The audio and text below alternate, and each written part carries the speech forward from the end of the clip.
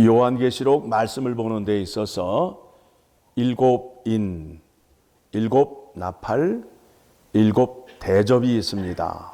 그런데 이것이 어려운 내용이 아니라 쉬운 겁니다. 자, 하나님께서 하시려는 일을 예수 그리스도를 통하여 이루시는데 천사를 통하여 사도 요한에게 보여주고 그 말씀을 기록하여 각 교회에 편지하라고 말씀하고 있습니다.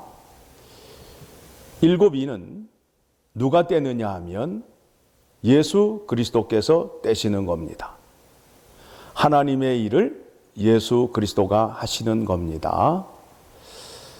자, 일곱 나팔은 이제 마지막 때가 가까이 왔으니 회개하라고 깨어 있으라고 나팔을 불고 있고, 일곱 대접은 재앙의 심판을 우리에게 보여주고 있는 것입니다.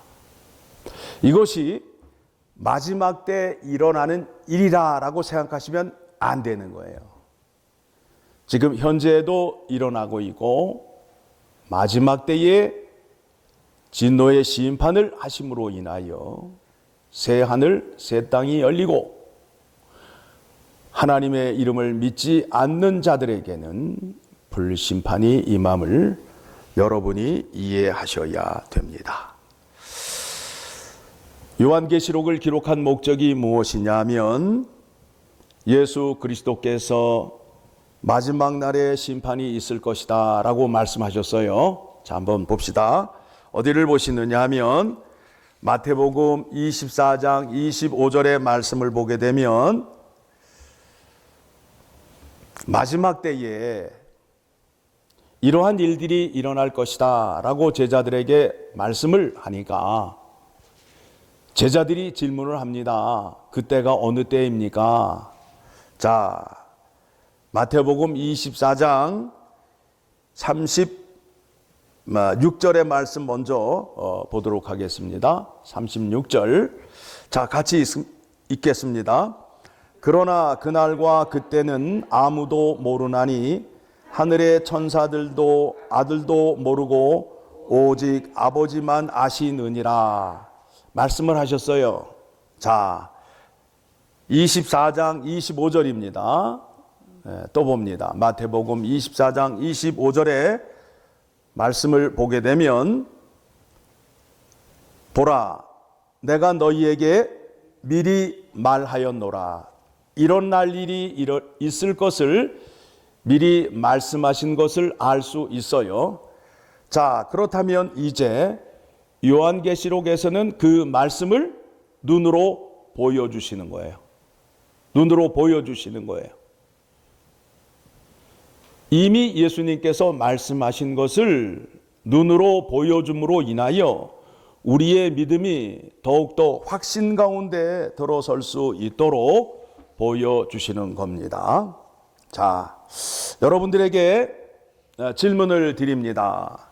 예수 그리스도의 십자가의 구원이 왜 필요할까요? 왜 필요해요? 이 문제가 해결이 안 되게 되면 요한계시록의 말씀을 이해할 수도 없고 읽을 수도 없어요. 예수 그리스도의 십자가의 구원의 은혜가 우리에게 왜 필요해요? 잘 먹고 잘 사는 것 때문에? 건강한 것 때문에? 아니에요.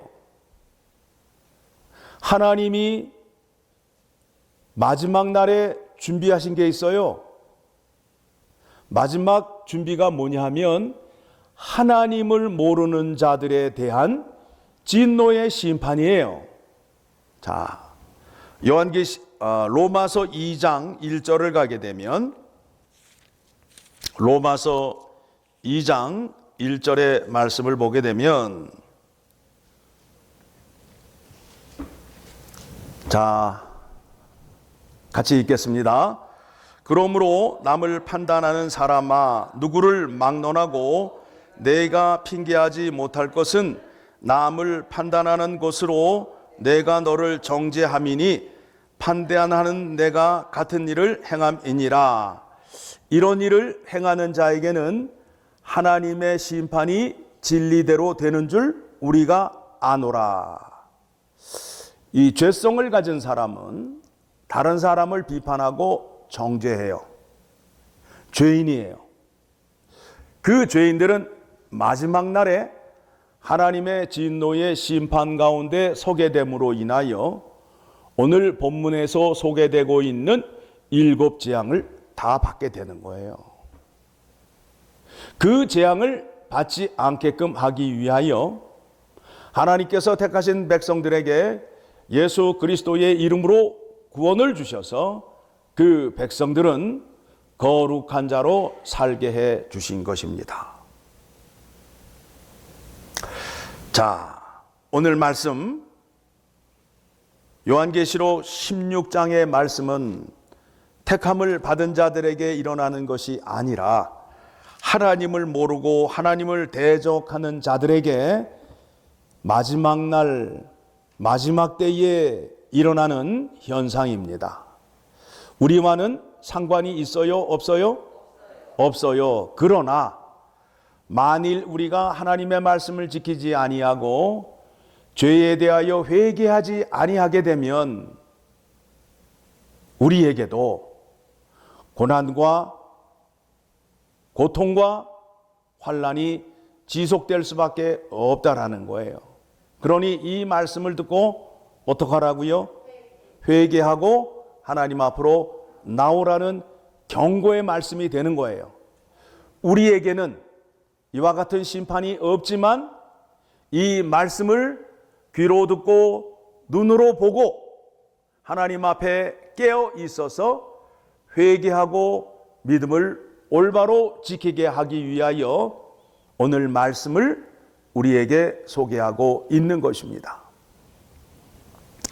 자, 1절부터 보게 되면 또 내가 들으니 성전에서 큰 음성이 나서 7 천사에게 말하되 너희는 가서 하나님의 진노의 7 대접을 땅에 쏟으라 하더라. 그래서 2절부터 이제 천사가 나타나서 대접을 쏟는 장면이 나오게 됩니다. 자, 2절 같이 읽겠습니다. 첫째 천사가 가서 그 대접을 땅에 쏟음에 짐승의 표를 받은 사람들과 그 우상에게 경배하는 자들에게 악하고 독한 종기가 나더라. 첫 번째 진노의 대접을 쏟으니까 짐승의 이름을 받은 사람들, 다시 말하면 우상을 섬긴 자들에게 어떤 것이 난다고요? 악하고 독한 종기가 남으로 인하여 고통 가운데 사는 거예요. 아픔 가운데 사는 거예요. 그들에게는 평안과 안식이 없어요. 믿는 자들에게는 주님이 주시는 평안이 있는데 짐승의 표를 받은 사람들은 이 땅에 살면서 평안을 모르며 사는 사람들이에요. 인생의 고통의 아픔을 느끼며 사는 사람들입니다. 그와 같은 일들이 지금 이 땅에 이미 일어나고 있잖아요. 그렇죠? 예, 그래서 세상 사람들은 염려와 고통과 걱정, 근심 때문에 밤에 그냥 잘 수 없어요. 무언가를 마셔야 잠을 잔다고요. 그런데 예수를 믿는 사람에게는 내 안에서 생수의 강이 흐름으로 인하여 그 기쁨으로 살잖아요. 3절 같이 읽습니다. 둘째 천사가 그 대접을 바다에 쏟음에 바다가 곧 죽은 자의 피같이 되니 바다 가운데 모든 생물이 죽더라. 용이 어디서 올라오지요? 바다에서 올라옵니다. 그래서 바다에서 짐승이 올라와 있고 또 땅에 짐승이 서 있는 장면을 이미 우리가 앞에서 보게 되었습니다. 사탄에게 지배받고 있는 것들을 죽일 수밖에 없는 상황이라는 것을 아시고. 4절 시작. 셋째 천사가 그 대접을 강과 물 근원에 쏟음에 피가 되더라. 내가 들으니 물을 차지한 천사가 이르되 전에도 계셨고 지금도 계신 거룩하신 이시여 이렇게 심판하시니 의로우시도다. 그들이 성도들과 선지자들의 피를 흘렸으므로 그들에게 피를 마시게 하신 것이 합당하니이다 하더라. 또 내가 들으니 제단이 말하기를 그러하다. 주 하나님 곧 전능하신 이시여 심판하시는 것이 참되시고 의로우시도다 하더라. 예수 그리스도를 믿는 사람들이 적 그리스도에게 죽임을 당하였습니다. 죽인 자들이 생명의 근원이 되는 강물을 마시는데 그 강물이 피가 되었다는 거예요. 자, 사람이 피를 마시게 되면 어떻게 돼요? 죽잖아요. 물을 마셔야 되는데 피를 마시게 되면 죽는다는 거예요. 그런데 이게 하나님의 진노의 보복의 심판이라는 거예요. 그들은 믿는 자를 학대하고 믿는 자를 핍박하고 믿는 자들을 죽였기 때문에 그들도 역시 죽임을 당할 수밖에 없다는 거예요. 그래서 심판하시는 하나님을 뭐라고 찬양을 해요? 의로우시도다 라고 찬양을 하고 있습니다. 왜 의로우실까요? 나를 핍박하고 내가 미워하는 그 원수가 죽었기 때문에 기뻐서 찬양을 할까요? 아니에요. 그런 의미로 해석하시면 안 되고, 하나님께서는 하나님을 대적하고 교회를 대적하는 자들을 반드시 죽인다라고 약속하셨습니다. 그 약속을 지키심으로 인하여 하나님이 의로우신 하나님이 되시는 겁니다. 그렇게 이해를 하셔야 됩니다. 8절 넷째 천사가 이제 대접을 쏟는 장면이 나옵니다. 8절 시작. 넷째 천사가 그 대접을 해에 쏟음에 해가 권세를 받아 불로 사람들을 태우니 사람들이 크게 태움에 태워진지라. 이 재앙들을 행하는 권세를 가지신 하나님의 이름을 비방하며 또 회개하지 아니하고 주께 영광을 돌리지 아니하더라. 여러분, 지금 이 미국의 서쪽에는 산불로 난리가 났어요. 그런데 이 산불이 사람이 일부러 방화하는 것도 있지만 햇볕에 의해서 산불이 나는 경우가 많아요. 그 불로 인해서 많은 사람들이 죽고 어려움을 겪는 장면을 우리가 눈으로 보고 있습니다. 그런데 그 불을 사람의 힘으로 끌 수 없어요. 몇 달째 타고 있잖아요. 이 땅에 이미 하나님께서 경고를 주시는 거예요. 경고를 주시는 거예요. 하나님이 살아계셔서 역사하시고 마지막 날에 어떻게 심판하실 것인지를 눈으로 보여주고 있는데 어리석은 백성들은 하나님이 없다 하고 있다라는 겁니다. 자, 12절 말씀 봅니다. 또 여섯째 천사가 그 대접을 큰 강 유브라데에 쏟음에 강물이 말라서 동방에서 오는 왕들의 길이 예비되었더라. 또 내가 보니 개구리 같은 새 더러운 영이 용의 입과 짐승의 입과 거짓 선지자의 입에서 나오니 그들은 귀신의 영이라. 이적을 행하여 온 천하 왕들에게 가서 하나님 곧 전능하신 이의 큰 날에 있을 전쟁을 위하여 그들을 모으더라. 여섯 번째 천사의 대접이 유브라데 강에다 쏟아 부으니까 그 강물이 말라서 저 동쪽에 있는 왕들이 온다는 거예요. 저 동쪽에 있는 왕들이 누구냐 하면 바벨론, 아수르 왕들이 이스라엘 백성들을 와서 침략을 많이 했잖아요. 그 왕들이, 이스라엘을 공격했던 왕들이 다 이제 하나님과 대적하기 위하여 한 곳에 모인다는 거예요. 그래서 그와 같은 전쟁을 뭐라고 말씀하고 있느냐 하면, 자, 15절 같이 보고 16절 말씀 읽겠습니다. 보라, 내가 도둑같이 오리니 누구든지 깨어 자기 옷을 지켜 벌거벗고 다니지 아니하며 자기의 부끄러움을 보이지 아니하는 자는 복이 있도다. 새 영이 히브리어로 아마겟돈이라 하는 곳으로 왕들이 모이더라. 예, 아마겟돈 많이 들어보셨을 거예요. 아마겟돈 전쟁.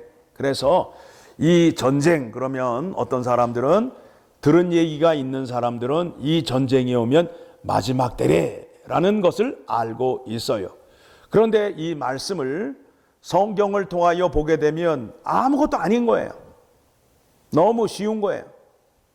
자, 6번째 천사가 대접을 어디에 쏟았다고요? 유브라데 강에다 쏟으니까 하나님을 대적하는 왕들이 모여서 하나님과 전쟁을 하는데, 영적인 전쟁을 하는데, 그것이 어디냐면 아마겟돈이라는 곳이에요. 그런데 이 말씀을 풀게 되면 이 지역이 어디냐 하면 묵기도라는 곳이에요. 묵기도. 묵기도라는 곳이 어디냐 하면 사사기 4장의 말씀을 보게 되면 가나안 군대가 이스라엘을 쳐들어오고 있습니다. 그런데 가나안 군대는 어떤 무기를 갖고 있느냐 하면 철병거 900승을 갖고 있어요. 예? 그 탱크에다가 군인을 가득 태운 그 무기 실은 그 마차를 900대나 몰고 어디에 와 있느냐 하면 갈멜산 앞에 와 있어요. 갈멜산이 이쪽에 있게 되면 이쪽에는 다볼산이 있는데, 다볼산에는 이스라엘 군대가 와 있고, 이쪽에는 갈멜산에는 가나안 군대 장관 시스라가 와 있어요. 철병거 900승을 가지고. 그리고 이 가운데는 이스르엘이라는 그 평야예요. 하나님이 씨를 뿌린 곳이라는 의미를 갖고 있어요. 그러니까 전쟁이 시작되게 되면 산 밑에 있는 군대가 이제 이 평지로 나와서 싸움을 하게 되는 거예요. 그런데 다볼산에 서 있는 군대는, 군대 지휘관이 누구냐 하면 남자일 것 같아요? 여자일 것 같아요? 누구예요? 조금 전에 답을 다 드렸는데 드보라란 말이에요. 드보라가 바락이라는 남자를 데리고 나와서 이스라엘 사람들, 이 사람들은 전쟁을 할 줄도 모르고 손에 든 거라곤 농기구를 든 거예요. 낙과 삽, 곡괭이 같은 거를 들고 전쟁에 나왔어요. 누가 이길 것 같아요? 사람의 생각으로 먼저 대답해 보세요. 누가 이길 것 같아요? 이쪽에 있는 가나안 군대가 이길 수밖에 없지요. 그런데 이 전쟁을 누가 싸우신다고요? 하나님이 싸우심으로 인하여 승리는 누가 이긴 거예요? 이스라엘이 이겼어요. 자, 어떻게 이겼느냐 하면 이제 모여서 이제 전쟁을 하게 되는 거 아니에요? 전쟁을 하게 됐는데 이제 철병거 900대가 이제 이스라엘 평지로 막 달려오는데 다볼산 옆에 기송강이 있어요. 강물이 흘러 넘쳤어요. 그러니까 이 평지가 뻘로 변했어요. 질퍽질퍽한 진흙으로 변했어요. 그러니 철병거가 굴러갈 수 있어요? 없어요? 없다고요. 없어요. 그때에 하나님께서 하늘에서 뭘 내렸다고요? 우박을 내려가지고 우박으로 그 사람들을 죽였어요. 오늘 말씀을 보게 되니까, 자, 21절의 말씀을 보게 되니까 지금 큰 우박 하나가 몇 킬로나 간대요? 예, 무게가 한 달란트라고 되어 있고 1이라고 되어 있는데 밑에 관주로 내려가니까 약 60kg, 예, 60kg이나 되는 큰 우박이 하늘에서 떨어졌는데 그거를 맞고 살아날 사람이 있어요? 없어요? 없어요. 없어요. 그날 우박에 맞아 죽은 사람이 대부분이에요. 그리고 밖으로 살아 나오는 사람들, 진흙 가운데에서 걸어 나오는 사람들, 이스라엘 사람들이 한 사람씩, 예, 죽인 거예요. 너무도 쉬운 전쟁이에요. 또 여호수아가 기브온 성을 지킬 때에 아모리 왕 다섯이 연합해서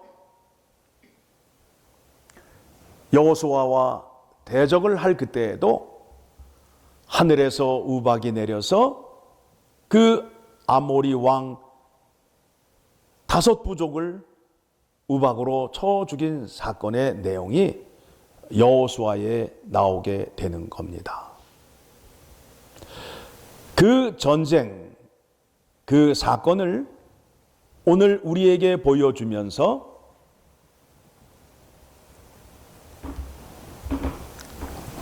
사탄이 하나님께 대적을 하더라도, 사탄이 교회와 믿는 자들을 향하여 대적을 한다 할지라도 그 싸움은 우리가 이길 수밖에 없다라는 거예요. 가나안 군대는 철병거 900승을 갖고 있어요. 사탄은 모든 무기를 다 동원했어요. 모든 거짓을 다 동원했어요. 우리는 하나님 말씀 손에 들고 하나님 말씀에 순종하는 것 이외에 다른 무기가 있어요? 없어요? 없어요. 그러면 어떻게 이길 수 있느냐? 어떻게 이길 수 있느냐? 자, 다시 한번 생각해 봅시다. 사탄은 뭐뭐를 들고 있다고요? 모든 무기를 다 들고 있지요? 그 다음에 모든 거짓을 다 갖고 있어요. 어떤 거짓을 갖고 있어요?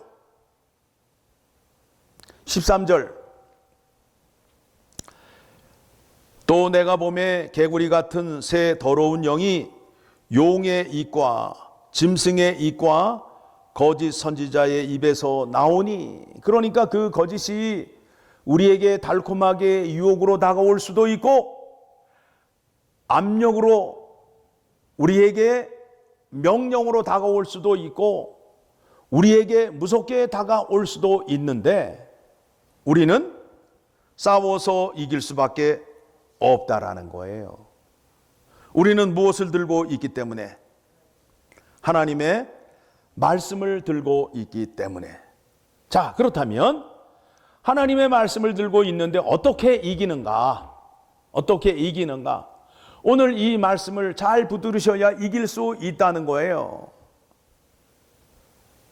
내가 하나님의 말씀을 붙잡고 믿음 생활을 하면 누가 싸우신다? 그게 정답이에요. 나는 하나님 말씀에 순종만 하면 누가 싸운다고요? 하나님이. 쉬워요, 안 쉬워요? 쉽다고요. 쉽다고요. 성경에서 말씀하는 거예요. 내가 너희보다 먼저 가나안 땅에 들어가 7 부족을 치고 너희 손에 넘기리라. 너희는 두려워하지 말라. 내가 그들을 너희 손에 넘겨주리라. 무슨 얘기예요? 너희는 하나님의 율법과 계명을 잘 지키기만 하라. 그러면 누가 앞서가서 싸우신다고요? 하나님이. 구약의 말씀이나 신약의 말씀이나 똑같아요. 우리가 싸우고 우리가 하는 게 아니에요. 말씀에 순종하기만 하면 하나님이 싸우시는 거예요. 그래서 전쟁은 누구 손에 있다? 여호와의 손에 있다. 하나님 손에 있다. 이거예요. 우리가 하려고 하니까 안 되는 거예요. 어떻게 이겨요? 농기구 들고 있는 사람과 철병거 900승을 갖고 있는 사람과 싸움을 하는데 어떻게 이길 수 있냐고요? 이길 수 없지요. 그런데 그 싸움에 누가 개입을 하신다고요? 하나님이 개입을 하시는 거예요. 승리를 주시는 거예요. 이미 승리를 주셨어요. 그 승리를 보여주시면서 우리에게 무엇을 요구하고 계셔요? 순종이에요. 너희가 내 말에 순종만 하면 내가 싸운다 이거예요. 어떤 핍박과 어떤 유혹이 온다 할지라도 너희는 믿음을 지켜라. 그러면 내가 싸워서 이기게 한다라는 것이 성경의 약속입니다. 그러니까 우리가 기쁠 때나 슬플 때나 좋을 때나 어려울 때 낙심하지 마시고 하나님 말씀 붙잡으시라고요. 그게 승리의 방법이에요. 그거 이외에 다른 방법이 없어요. 조금 나아지면 나갈게요. 에? 아니라니까요. 내 몸이 아프고 내 몸이 병들었는데 내가 조금 나아지면 병원에 갈까요? 라고 말하는 사람과 똑같은 거예요. 어리석어요? 안 어리석어요? 어리석지요. 조금 시험이 오면 방황을 하신다고. 나에게 시험이 찾아오게 되면 어떻게 하셔야 된다고요? 길을 쓰고 나오셔야 된다고. 말씀을 붙잡으셔야 된다고. 마귀와 우리가 맨정신으로 싸워서는 이길 수 없어요. 하나님의 능력이 함께하지 않으면 이길 수 없어요. 오늘 말씀을 통해서 우리에게 깨달음을 주시는 것이 바로 그거예요. 싸움은 내가 할 터이니 너는 내 믿음을 지켜라. 7교회에 편지하시고 엘파소 열린문 장로교회 믿음의 권속들에게 말씀 주시는 거예요. 말씀만 지키시라고요. 말씀에 순종하시라고요. 하나님의 은혜가 넘칠 수밖에 없습니다. 자, 17절 같이 읽습니다. 7째 천사가 그 대접을 공중에 쏟음에 큰 음성이 성전에서 보좌로부터 나서 이르되 되었다 하시니 번개와 음성들과 우레소리가 있고 또 큰 지진이 있어 얼마나 큰지 사람이 땅에 있어 온 이래로 이같이 큰 지진이 없었더라.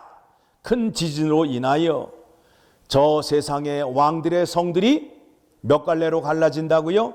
3갈래로 갈라진다고 말씀하고 있잖아요. 에? 여리고 성을 누가 무너뜨렸어요? 말씀에 순종하니까 누가 무너뜨렸다고요? 하나님이. 저 큰 성이 하나님의 역사하심으로 말미암아 지진으로 3갈래로 갈라지게 된다는 거예요.